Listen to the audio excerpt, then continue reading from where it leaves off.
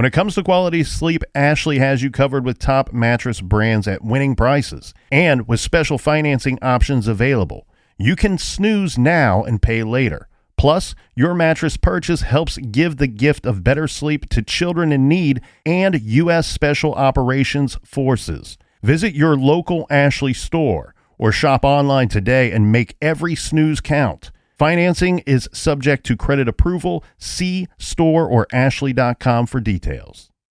Dreaming of overseas adventures or connecting more deeply with family from afar? Rosetta Stone bridges the language gap. I've tried others, but Rosetta Stone's immersive lessons and voice feedback technology are game changers. Dive into 25 languages by learning intuitively, just like when you were a kid.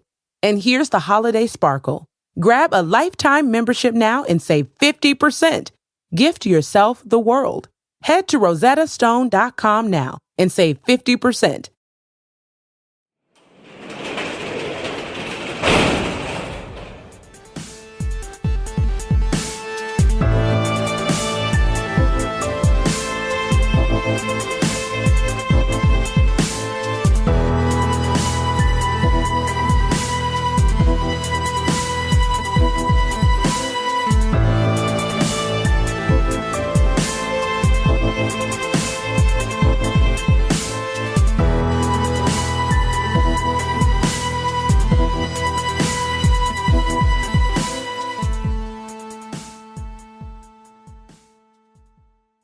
Welcome to True Crime Garage. Wherever you are, whatever you are doing, thanks for listening. I'm your host, Nick, and with me, as always, is a guy that woke up this morning feeling dangerous. He is the captain. I'm just like every man. I wake up every day and put my skirt on one leg at a time. It's good to be seen, and it's good to see you. Thanks for listening. Thanks for telling a friend.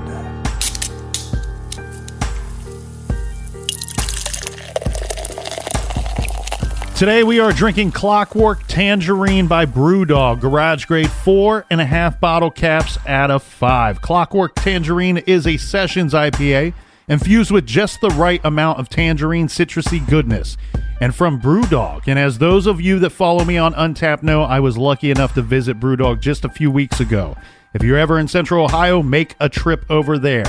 Okay, on to the shout-outs we go. First up, a shout-out to Andrea in Grand Blanc, Michigan. And a big shout out to John from Cincinnati. John is a big fan of Rheingeist, as are we, John. Next, we give cheers to Lydium in Puerto Rico. And a big we like your jib to the Sisters Grimm in Marion, Iowa. Next, we have Theo from Dorchester, Massachusetts. And last but not least, we have Monica in Georgetown, Indiana. So thanks to everybody for going to our website, truecrimegarage.com, and helping us out with a little bit of beer money for this week's shows. Make sure you follow us on social media, Instagram, Twitter, Facebook, Snapchat, all that stuff at True Crime Garage. And that's enough of the business. All right, everybody, gather around, grab a chair, grab a beer. Let's talk some true crime.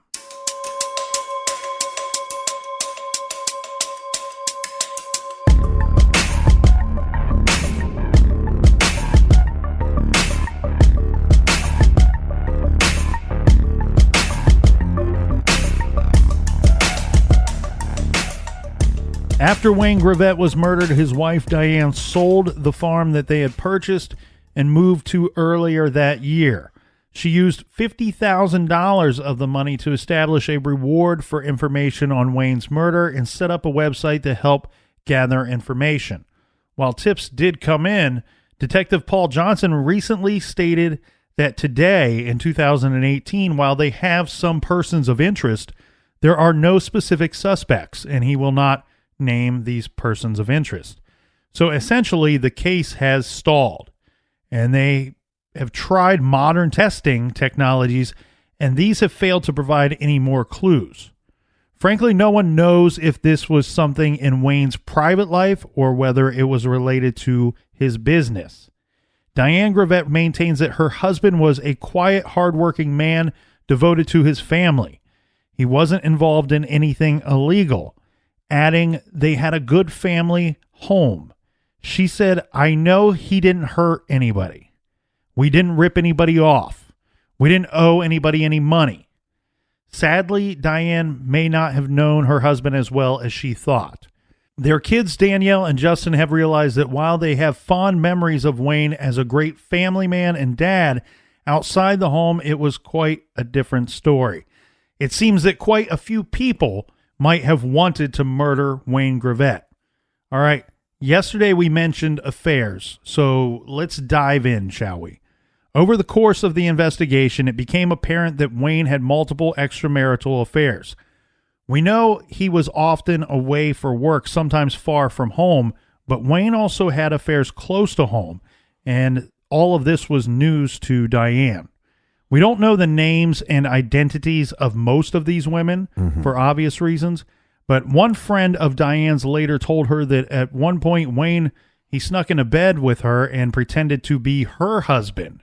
And when she realized that it was not her husband, she kicked Wayne out of the bed.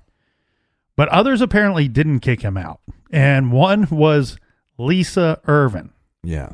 Wayne had an affair with her that lasted over 5 years, starting back when they both worked at Surge. When this information emerged, it was especially hurtful to Diane, who considered Lisa her best friend. Diane says Lisa was at the house all the time, working with her and Wayne, and it annoyed Diane that Wayne flirted with Lisa openly. But she didn't think it was anything more than that. Now, after Wayne's death, when Diane confronted Lisa, Lisa said Wayne initiated the relationship, and she tried to break it off multiple times, but, quote, he wouldn't let her, end quote. She finally left D&L and Wayne in either 1993 or 1994. It's a little murky. Lisa's relationship with other men were ruined because of her affair with Wayne. At the end of the affair, Lisa was dating a guy named Rocky, and police thought that Rocky may have been the jealous type. And Lisa and Rocky both gave hairs for DNA analysis. And there was a man named Dean whom Lisa was seeing during her affair with Wayne. Wayne forced Lisa to dump this guy named Dean, saying he would fire her if she didn't. It's possible either of these men could be the culprit, but we should mention one thing here. Apparently, according to Lisa, Rocky was cheating on her as well. So he's been labeled this jealous type, but he also was running around behind her back. Right. Lisa stayed in close touch with the Greavettes after leaving the company and after ending the affair, even visiting the farm at least on one occasion. She says she was intensely grilled by the police after Wayne was killed. She admits that she was terrified, mainly because her name appeared in the letter, even if it was misspelled. Police seem not to have pursued the Lisa angle too much, in my opinion, because in the documentary that was later made by the CBC, this unearthed that Lisa's old computer, she still had this in her possession, that police had not gone through this old computer. It was like an old work computer. Yes, it contained business and financial records of Wayne's. Eventually, after it was uncovered during the course of making this documentary, it was then given to the police. The police have stated publicly that they feel that they have thoroughly and completely vetted Wayne's business affairs, but still lack complete information about the private side of his life. So if he was with many other women on the side, perhaps a jealous husband had had enough. Aside from cheating, is it possible Wayne was harboring another secret? Both Diane and Justin told investigators Wayne was acting odd in the months prior to his death. According to Diane, Wayne became increasingly agitated in the months before, acting paranoid, refusing to answer the phone, and ignoring jobs that came up, and ignoring angry customers. Well, you also wonder, too, if he's having all these affairs, was there ever a baby through one of these affairs? That's interesting. There could have been a baby. The other thing, too, is we talked yesterday that there was rumor or even people on the inside that seemed to believe that Wayne was doing what we called bad business. Yes. And it seems to me like he's dodging somebody. And it feels to me like the most likely person to dodge while at work, while not wanting to answer the phone, would be these angry customers, right, angry clients that he was doing bad business with. Diane says that the close to the time of the murder, this is pretty weird here, that she got a phone call at the house, at their home, from Bell Telephone Canada. Mm-hmm. The caller asked Diane what their business was, and she told the caller about the beverage packaging equipment company. Mm-hmm. Now, Wayne yelled at her to get off the phone and warned her not to talk about their business to strangers. This is weird because it doesn't seem likely to me that the phone company would be calling or making this kind of call. It could have just really been somebody fishing for information. Yeah. Was Wayne actually living there, working there, all that jazz? And in fact, after Wayne's death, Diane did call the company back, and they did deny ever having called the house. Then we have Justin, Wayne's son, said that they received a call just weeks before Wayne was killed from someone wanting their address, their new address, claiming they would receive free T-shirts in the mail. Mm-hmm. Justin says he didn't fall for it, and he hung up the phone, never giving them the address. One time, a truck pulled into the driveway, and Wayne ran outside with a pool cue and chased the truck, and it drove away. So what I'm getting at here, Captain, is all of these stories... Yeah, where are you hitting at? Well, all of these stories obviously seem to indicate that Wayne was... Wayne could have been worried about something. Somebody could have been looking for Wayne. Yeah. Right? Calling the house, a truck showing up. And the odd thing, too, is we have the situation with the truck and Wayne chasing it off of the property. That's my favorite one. I mean, that's a sign that you're paranoid about something. Mm-hmm. So was this what I have a bit of confusion with, though? Mm-hmm.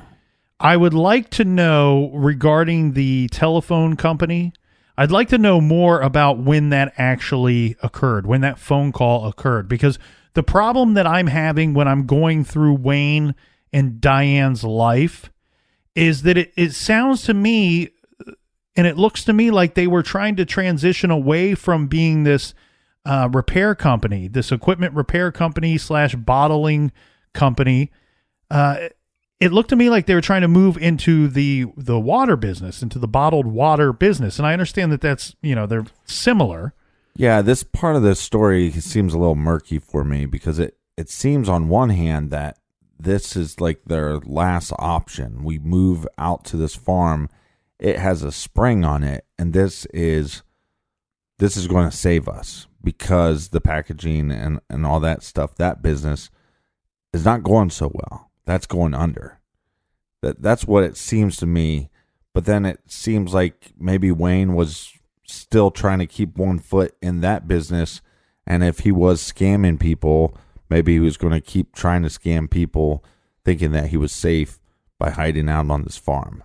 Yeah, because the way that all three of these stories that we just reviewed, all three, without knowing any dates or any more specifics, and these were stories that are relayed from Diane and from Justin, but without more specifics, we are led to believe that these are all incidents that occurred once they moved to this farm. Once they moved to this 104-acre farm, they have the spring, they're going to bottle some water, they're going to create their own bottled water company. Right.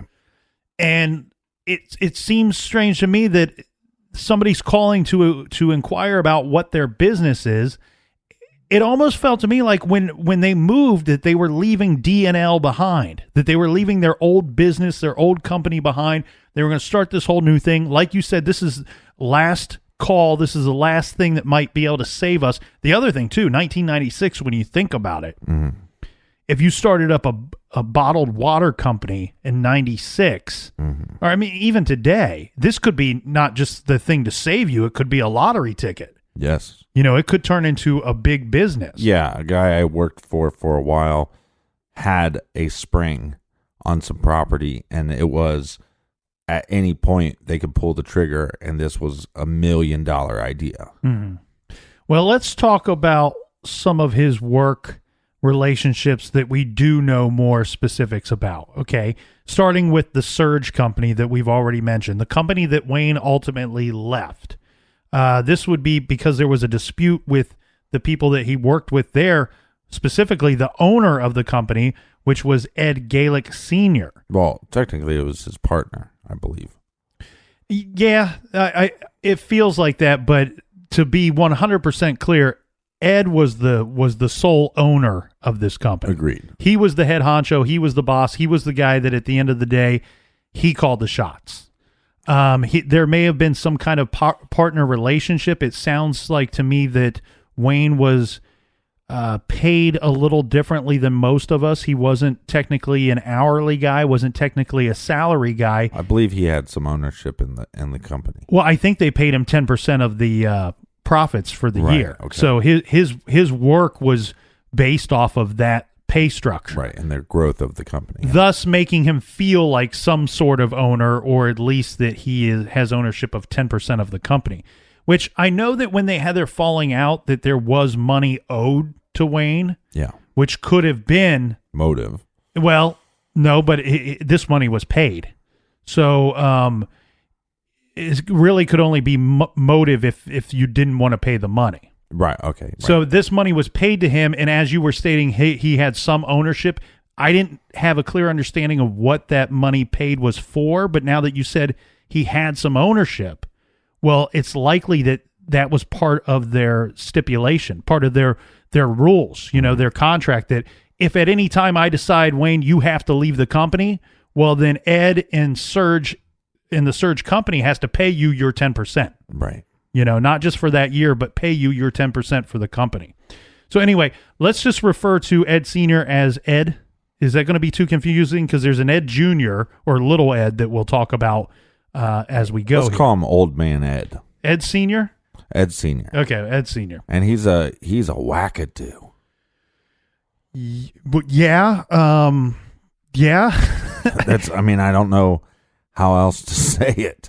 I mean, he is on another planet. Well, and I hate, here's the thing, though. I kind of think Ed Jr. or Little Ed is a wackadoo as well. Yeah, the wackadoos don't fall too far from the tree. And the wackadoo tree. I hate to come at our victim here, but for somebody that worked so long with both of these individuals and was business partners with one and had such a long relationship with one, I almost wonder, was Wayne a wackadoo as well? He was chasing after trucks with a pull stick on his pull cue property, and he was moving to a property that had a spring to have a bottled water company. I think those are some wackadoo ideas, man. I don't know what planet you're living on. Let's go with this because this sounds more polite. Can we agree that Wayne... I don't give a shit about being polite. Well, he was murdered. Okay. And his family members probably will listen to this when we title it Wayne Greavette. I do give a shit about being polite towards him, yes. Yes. So, but yes, but also this is a situation where not only do you have a business owner, but you have a very close relationship. And Ed Sr. was kind of a mentor / father figure type to Wayne. So they had a very close bond. Mm-hmm. And I just want to clean this up before we move on. Can we agree, rather than Wayne being a wackadoo, he sounds like the type of man that marched to the beat of his own drum? Yeah. That sounds more accurate to me. And I think his family would agree with that as well. And you're right about this mentor, maybe even father-son type relationship between Ed Sr. and Wayne Greavette, because Wayne was like 18. He's working at the 7-Up bottling company. This is when he meets Ed Sr. And at some point, Ed moves on to creating his own business, this Serge company. And eventually he will bring Wayne on with him because Wayne was a hardworking dude. He knew his stuff. Right. And regardless to the beat of the drum that he marched to, everybody that knew it's Wayne... a hardworking drum, though. Said he was a hardworking dude and he was extremely intelligent when it came to this industry, when it came to working on these things, being a part of the bottling industry. So they were very tight. They played poker together. They were drinking buddies. They were, boss, working relationship, all of that up until 1993. This was when the relationship just went kaput. And actually there are several, well, I don't know if several, there's at least one interview, but there's versions of this interview out there with Ed Sr. And you can hear the way that he refers to their working relationship. He refers to it as a marriage, pretty much, because it was that lengthy and that close of a relationship to the point where he says, this is when we got our divorce, was in 1993. This is when we parted ways. Well, that's what it is. I mean, we deal with that all the time, with the podcast getting bigger and bigger. I mean, feels like we're married sometimes. At some point, they brought on Diane, Wayne's wife, as an employee of the company. Ed demanded that Wayne fire her. This seems to be what led them down the road of them parting ways. Whether it be Wayne got difficult to work with. I can tell you this, the vibe I get from the interview with Ed Sr. that I've seen several versions of, listened to some versions of, he seems a little difficult to get along with even on a good day. Yeah, he's laughing the whole time in the interview, which comes across as a little strange because he is talking to the victim's family. But they're also, you could argue that they're family friends in a sense. So the way he's going to talk to them is going to be different, and maybe he's trying to ease up some of the tension because they're talking about the murder of their father. But he does laugh sometimes where it's just like, this is a little strange. Well, and the whole purpose of bringing up Ed Sr. and then Ed Jr. is a couple things. Because when we dive into this investigation, the investigators have outrightly stated that it's either business or personal, right, that led to this bomb being mailed to his home. But it seems like law enforcement is in agreement with us where we find that this is probably done by a male, more likely done by a male. Mm-hmm. So if it's going to be personal relationships, it's going to be coming from a jealous husband or boyfriend. But if it comes from the business angle, that it's still coming from a male. They've cited that it could be from business with the spring water, the upstart that they were doing, could be with DNL, or it could be with the Surge Company. And I think when you break down the simplicity of the thought that your suspect, your perpetrator, may lie within one of those businesses, is this. If it were someone in connection to the spring water, it would, to me, either be one of two things. Future competitor, somebody that believed that he was going to steal some business from them, or maybe a conservationist. Right. But yeah, and if you look at the letter, though, if you think that the letter means anything, I would argue that it seems like there's nothing to do with the spring. And also just because you have a spring, you are a very far, like I said, I worked for a guy that had a spring. He would always talk about how if they wanted to pull the trigger, they would. Mm-hmm.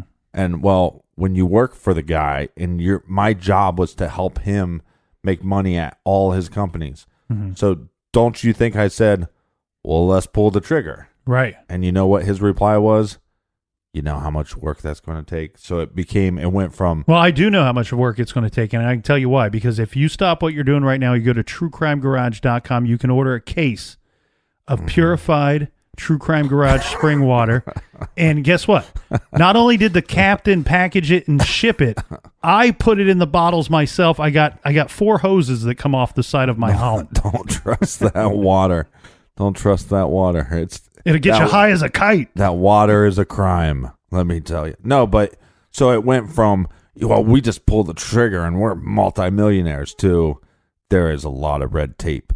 And so I even think if you go from like this activist standpoint where you're going to take this spring water, again, if you think the letter has any relevance, then where in the letter would that, point towards some activists trying to stop him from bottling this water? Again, it seems I think you're really hitting on something here, because not only do I believe that the letter was more of a way to increase the likelihood of Wayne actually flipping that switch and exploding the flashlight, right? But the reference of Lisa and the reference of, he doesn't just say, the letter writer doesn't just say Lisa and Joe. It says Lisa and Joe, your delivery man. Right. References his name and attaches it to a title or to a job. Well, here's a question that I have, though. We know that Lisa came from Surge. Right. Do we know if Joe came from Surge?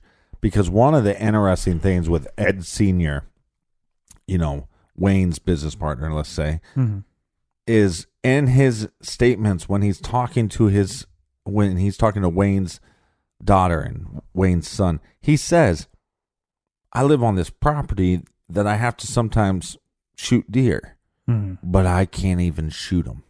Right. So I have to bring somebody else in. And that makes me wonder. And that doesn't make me wonder, did he make the bomb? I think he would hire possibly somebody to do this. And it's just such a weird statement. And if you can find that online, I just think that's something, I think that's very telling. Regarding Joe, I'm glad that you asked me that, because all along the way here, I felt like not only did Lisa come from the Surge Company and go to D&L, but also Joe did as well. And I believe that I read that somewhere, but when I went to backtrack, when I went to look back and try to confirm that I had read that somewhere, I couldn't find it again. When you try to pull a job rule and back it up. That's right. And, you know, we review so much material for this stuff. Sometimes it's hard to remember or put a place on where you believe that you've read something. My guess is yes, that this is more of a Michael Scott type situation where he's working for Dunder Mifflin, and I think he quits or he gets fired or whatever. He goes off and starts up the Michael Scott Paper Company, and he's trying to pull some of the employees and take them from Dunder Mifflin to come work for him in his new company. And he's trying to steal and siphon off some of their clients as well. Right. So that would be the motive for Ed Sr. is that, hey, we're not working together anymore. We don't have this close-knit relationship anymore. You're trying to undercut me. You're trying to steal my business. And you made things difficult on me anyways by leaving. So I want you dead. Well, but I think you're also trying to point out that the letter mentions Joe. And mentions a job title for Joe. And would Ed Sr. have known Joe? Would Joe have worked for him at any point? Right. And my guess is just that, yes. And that leads us back to one of the biggest questions in this whole case. Does the letter mean something? And if you believe that the letter does mean something, then, which you have to, because Lisa and Joe are not just named by chance. They didn't just pull those two names out of thin air and it happened to do something with Wayne's life. No, this was all something from before the bottled water business. So therefore, when you talk about if this is work related, is it related to spring water, to D&L, to the Surge Company? I think you can rule out the bottled water. I believe so too. And I think you have to stick more with packaging. If this is business related, it's coming from D&L or the Surge Company. Right, but D&L is basically kind of an offshoot of the Surge stuff. So, but again, that would be the motive for Ed Sr. So then what about Ed Jr.? What's his motive?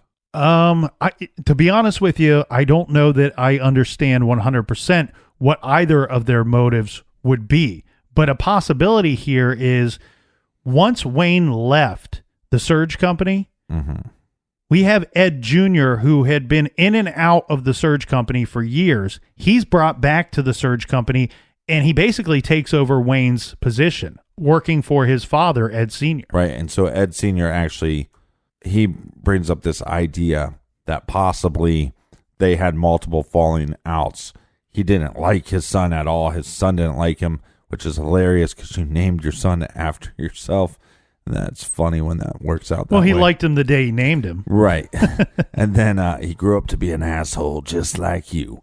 And so at some point they have these big falling outs. And so Ed Sr. thinks that maybe it was, I will get rid of Wayne.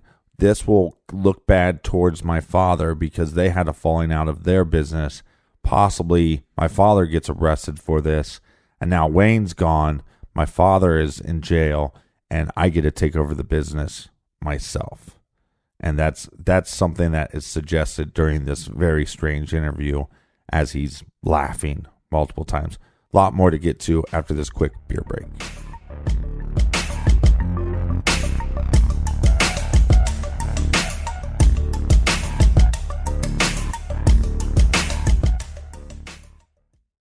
This show is sponsored by BetterHelp. Do you look forward to the holidays? Maybe you struggle with seasonal blues. This time of year can be a lot, and it's natural to feel some sadness or even anxiety about it. But adding something new and positive to your life can counteract some of those feelings. Therapy can be a bright spot, something to look forward to make you feel grounded, and to give you the tools to manage everything going on. If you're thinking of starting therapy, give BetterHelp a try. It's entirely online, designed to be convenient, flexible, and suited to your schedule. Just fill out a brief questionnaire to get matched with a licensed therapist and switch therapists at any time for no additional charge. Find your bright spot this season with BetterHelp. Visit BetterHelp.com/garage today to get 10% off your first month. That's BetterHelp, HELP.com/garage. Rosetta Stone is the language learning program with a lasting impact. I've been using their app to learn French, and it's not just about memorizing words, but actually having real conversations. And it's not just French. They offer 25 languages. Right now, Rosetta Stone has an awesome holiday deal, 50% off their lifetime membership. Every language, unlimited access forever. For anyone keen on diving deep into a new language, check out rosettastone.com. It's a game changer. The Angie's List you know and trust is now Angie, and we're so much more than just a list. We still connect you with top local pros and show you ratings and reviews, but now we also let you compare upfront prices on hundreds of projects and book a service instantly. We can even handle the rest of your project from start to finish. So remember, Angie's List is now Angie, and we're here to get your job done right. Get started at Angie.com. That's ANGI, or download the app today.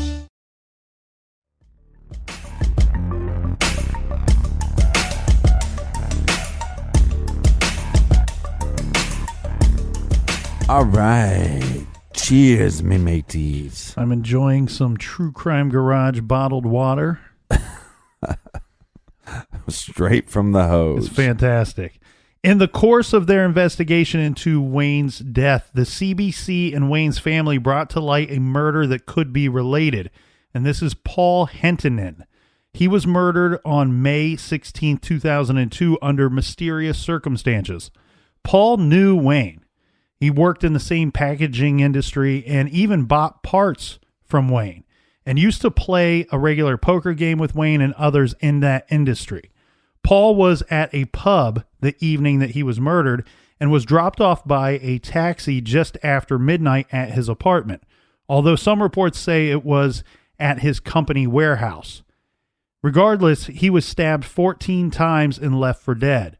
Police found his green 1997 Chevy pickup nearby a few days later and found a palm print and several DNA profiles in it, but the case has never been solved. Apparently, at the time, the police never considered whether the two murders were connected.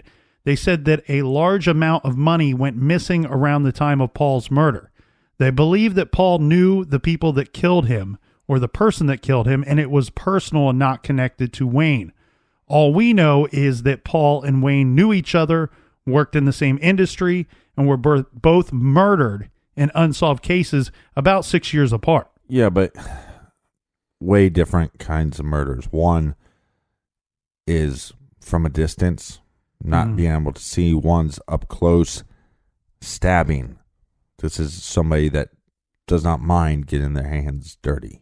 And quote unquote, a large amount of money missing. You know, we don't know what that money was, what it was tied to, but or how much it was. But that is always listed when anytime we look up or look into Paul Hentonen's murder. Yeah, the difficult thing here for me, though, is the records of Wayne and how he kept his records for his business and having it be a small business. Mm-hmm. We're never going to know if there was a chunk of money missing or money that was supposed to be paid back to somebody. We might just not know because of how the books were kept. Well, and from my understanding that Wayne operated his business when he was out to repair something, install something, sell something to somebody.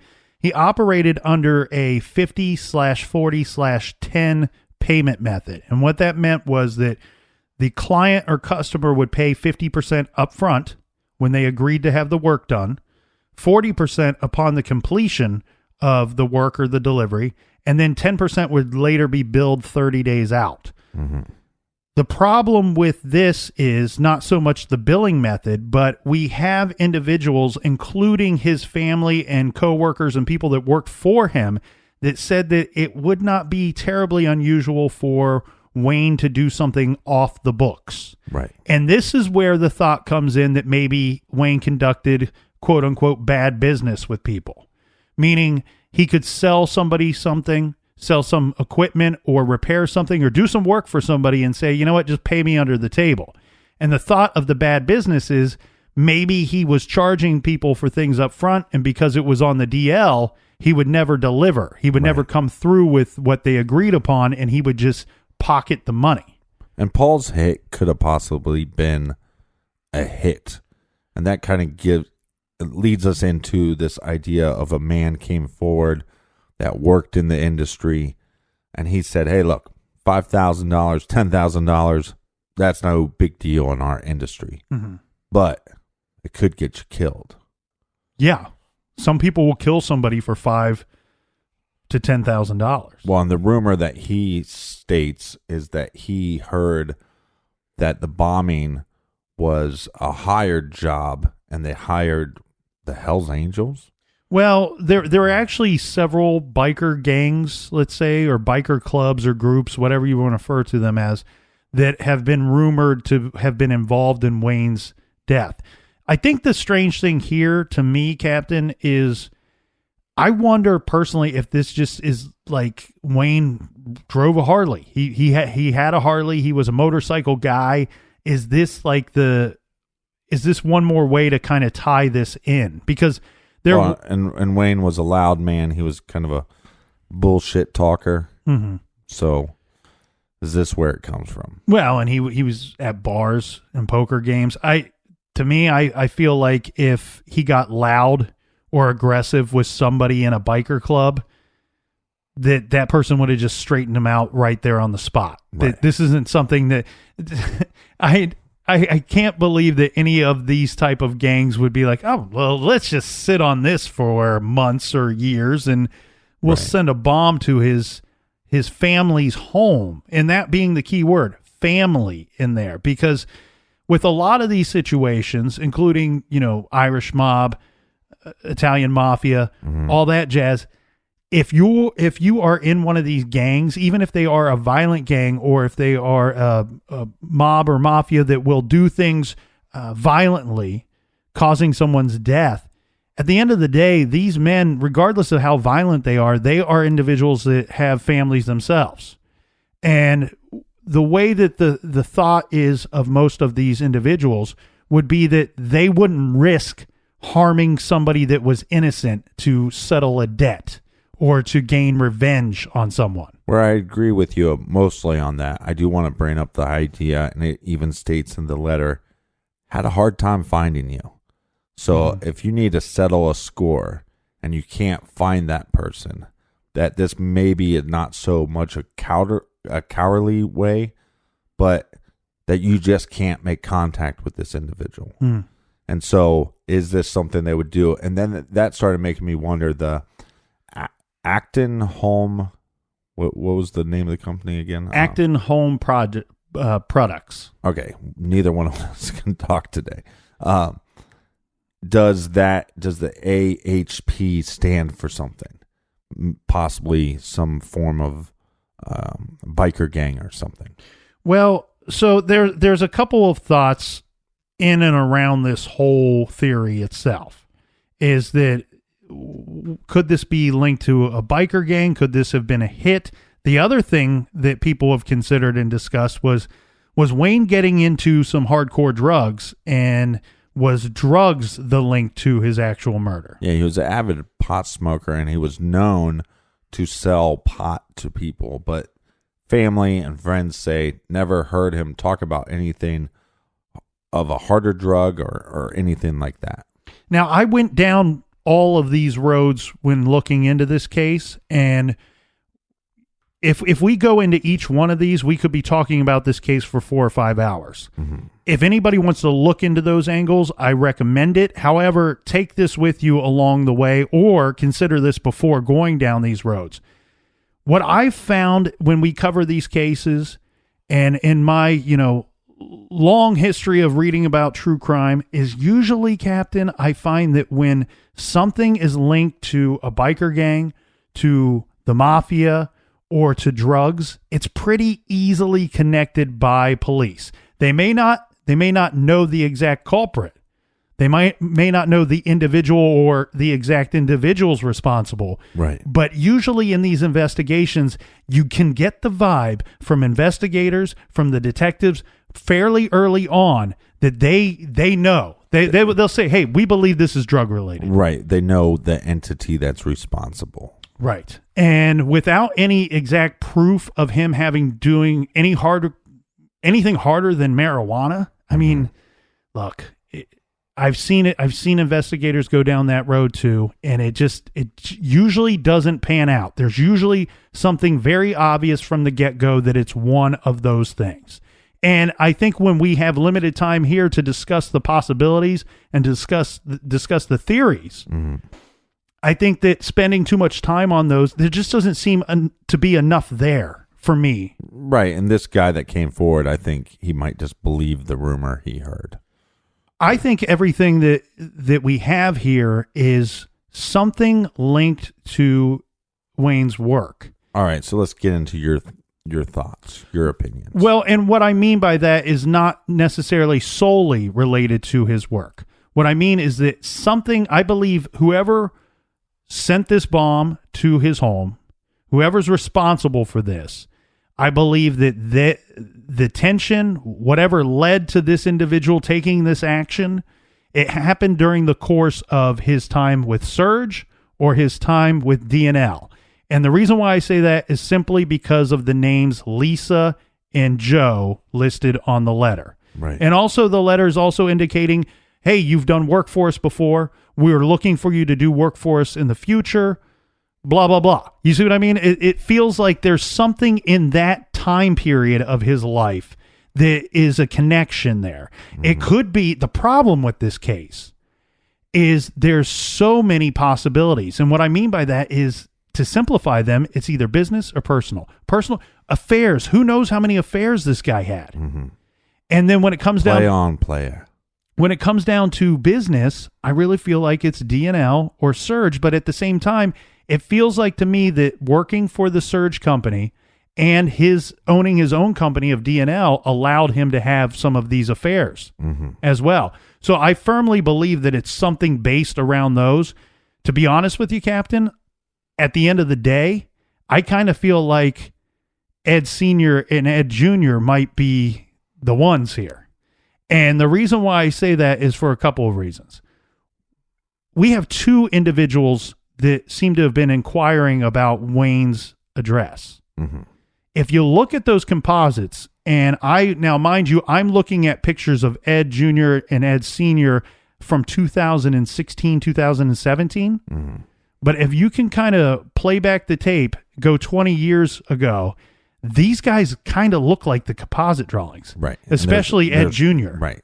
And there's two drawings, and to have two individuals that work together that are related to look like the drawings, that's kind of a coincidence. Yeah, I mean, when you look at the structure of Ed Jr.'s face, his haircut, and his neck, the size of his neck, that looks to me like the composite of the younger man, what I would say label as the younger man of the two composites.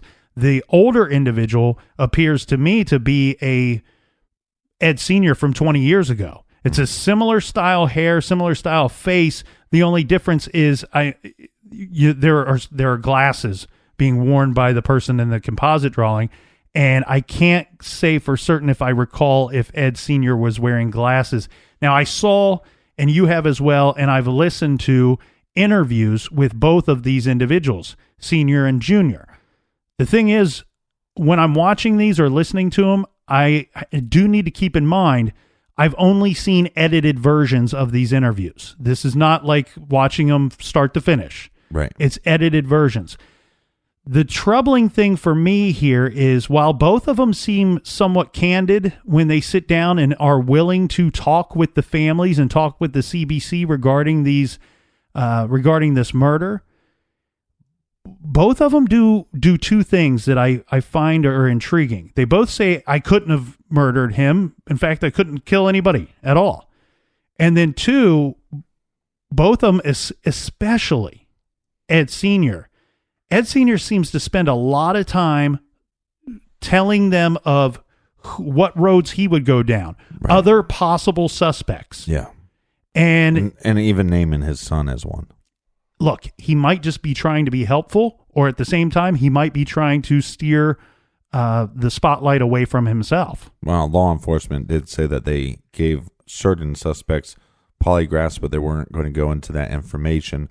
Now, Ed Jr. claims that his father brags about taking a polygraph and passing that. Well, he says in one of those interviews that he gave several polygraphs. Right. But we don't know that that's what happened. And Ed Jr. says that they never even brought up the word polygraph to him. Yeah. So a curious thing here is we have Ed Sr. telling the CBC, he says, well, they asked me about DNA. They asked me why they would have found hairs of mine on the farm. Now, mind you, they just moved to this farm 6 months before his murder. Mm-hmm. Ed Sr. has never been to this farm. So why would they find hairs of his on the farm?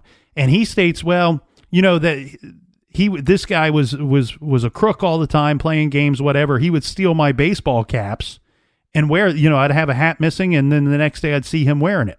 Right. And I thought, oh, well, I need a new hat. So he has an answer for why they would find hair at his farm. Well, he has an answer for everything. What I think's a little telling there, though, when we go back to many of the cases that we've covered, but let's look at one specifically, the West Memphis 3 case. We know a page of 9 questions that the FBI formulated for the local police and investigators to ask people while they were canvassing the neighborhood. Mm-hmm. One of those questions was, why would DNA or why would evidence of you be found at the crime scene? Where my head goes with this, Captain, is what if during the course of Ed Sr. being interviewed, they're not telling him that they found his hair there. Right. They're simply stating, why would we find your hair at the crime scene? Why would we find your hair at their farm? And he has an answer for that. Why isn't, again, this is a edited interview, but why isn't that answer going, well, I was never at the farm? That's the answer they're looking for to clear you. Oh, I was never at the farm, so you wouldn't have found my hair there. Right. No, instead, he has a way to get his hair from off of the top of his head all the way to that farm that he's never been to. The other weird thing, too, is when Ed Jr.'s talking, he says, and I swear, during the course of the interview, I heard him say that he had drove by the farm on one occasion. Mm-hmm. And he references that, I said to myself, that looks like a nice place. But we have both of these individuals saying that they lost touch with Wayne for about 3 years. Right. But you drove by his home? How did you know where he lived? And then you have, let's back it up even more. You have Ed Sr., he says in his interview, I kind of lost track for him completely for 2 years. Well, they didn't work together. They had their falling out over 3 years before his murder. He says in that first year, he was keeping tabs on Wayne because of what I referenced earlier, the Michael Scott situation, where Wayne is taking his employees and trying to take his clients and customers as well. Mm-hmm. And so he kept tabs on him for about a year. Well, likely Ed Sr. could have known that Lisa left and went to work for Wayne without keeping tabs. He could have known that Joe left and went to work for Wayne without keeping tabs. But having kept tabs, he 100% would know this. Mm-hmm. Did you hear the slip in Ed Jr.'s interview where he talks about the last falling out between him and his father? And he says that they got into some type of argument, and he says, I never saw my father act that way before. I never saw him that mad. Right. And he said to me that I will do the same. And then these are Ed Jr.'s words. talking about his father, saying Ed Sr. said, I will do the same or the same thing. And then he cuts himself off and he says, he basically said he would kill me. Right. Was he about to say that his father told him the same thing that happened to Wayne is going to happen to you? Right. Which is weird. And it's almost like he catches himself and stops that statement. Now, it could have been a slip of the tongue. Did I say every word perfectly today? No. Every sentence perfectly today? No. Maybe on episode 975. But maybe if I edit for 6 hours. But what I'm getting at, it seemed like almost a weird slip there to me. There's weird slips in both of their interviews. Yeah. I think. And the thing you pointed out, especially with Ed Sr., Ed Jr. does it a little bit too. But Ed Sr. does that crazy laugh at the end of every statement. Well, I also believe he's wearing a hearing aid, so that could affect how he's delivering his message on certain things. True. So be cautious of that. But I think what would be really interesting, especially during this documentary, if they could have got Wackadoo 1 and Wackadoo Jr. into a room and to see what kind of chemistry would happen and what kind of stories they would tell and what kind of slip-ups they tell. But you said something that I fully agree with. Both stated they couldn't kill somebody. Well, sending a bomb, you are killing somebody, but you're not doing the act yourself. Right.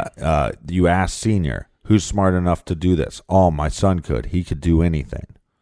So that kind of feels like a slip as well. But also the thing that really bothers me is the fact that Senior can point to Junior and say, he could have done this and this is why he would have. And then Junior basically says the same thing about his father. And maybe they did some investigating. Here's my big thing about this investigation that I don't like. They had several suspects and they said, we would find out their alibis. Look, sometimes with these cases, the alibi is willing to lie for the person at the time. But if you go back later and start redigging, will that person then tell you, I don't know if he was there or not? Would that alibi crumble? Well, that's what makes this case interesting and unique compared to a lot of other cases that we've covered. The whole thought of the alibi. What kind of alibi do you need when a random package shows up that turns out to be a bomb? Very good point. And the thing here, too, is back to the hairs. And this is Ed Sr.'s words. This is not me just coming up with this. This is them saying, well, you're not why, making up some words. Why would we have found your hair at their farm? And he says, well, he had all my old baseball hats, my old ball caps. He would take them and they probably had some hairs in there. Well, guess the whole thing, when we talked about what evidence could we find in the letter, the packaging, the bomb itself, there were 2 hairs that were found underneath the tape on the box itself, on the packaging for this bomb. What do we have here? We have Ed Sr. explaining away why his hair would be found at the farm. We also have Ed Jr. that later states, look, they came to me asking me a whole bunch of questions. They asked me to submit DNA. They asked me to submit hair samples. I answered some of their questions. I refused to give them DNA. I refused to give them my hair samples. I told them, if you're knocking on my door, then you're way off the path. Right. Just give them your hair, man. Right. Give them your hair. If they're way off the path. And both these dudes got money. I know at least Ed Sr. does. I feel like Ed Jr. probably does. Lawyer up, give him your hair, quit being shifty. It's weird too. Again with the whole thing of Ed Sr. throwing shade. Any chance he gets, he's sitting in front of the children of his dead friend, of his murdered friend, one-time friend. And he says, somebody that he even states was more of a son to him than his own son. Yeah, and he says he was a pig. He was a womanizer. He was a thief. He was a criminal. He was a crook. And what he's doing, in my opinion, is he's pointing out a million reasons why it's anybody else other than him. To the damn point that he would even take his own son, throw him under the bus and say, my son's smart enough to do this. I don't think that he did. I don't think he has it in his heart. But I went down that path myself, is what he says. Yeah. And on top of that, the thing that you just pointed out is key here. just because these two individuals say, I couldn't have killed anybody, guess what? That's exactly who they are looking for, who the police are looking for. If the psychology of past bombers translates to this case, that's exactly who they're looking for. Someone that doesn't have the ability to strangle someone, stab someone, shoot someone face to face, or even have the guts to be in the same room with them when this goes down. Well, let me just tell you something. The jury, they deliberated. They're back from lunch, my friend. The verdict is out. It's in. The verdict is in. You guys are wackadoos. Well, you know what is wacky is that throughout the course of the short interview with Ed Jr., he constantly says the phrase, I was blown away. That blew me away. Over and over again when he's talking about things related to his father and related to the case. Right. And it's weird to me, and I know that it's likely just a slip, or maybe it's just a common phrase that he uses often throughout his life, but we're talking about a murdered victim who was blown up. Right. Was it a subconscious slip? Right.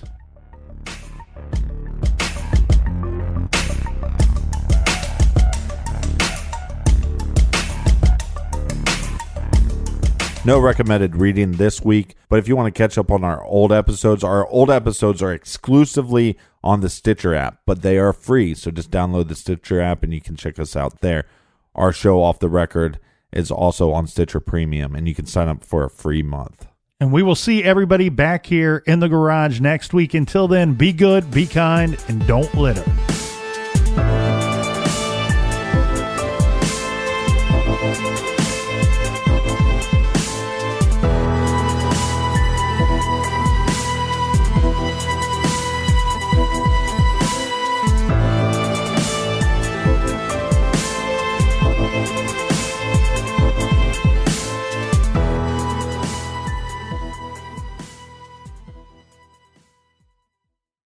The Angie's List you know and trust is now Angie, and we're so much more than just a list. We still connect you with top local pros and show you ratings and reviews, but now we also let you compare upfront prices on hundreds of projects and book a service instantly.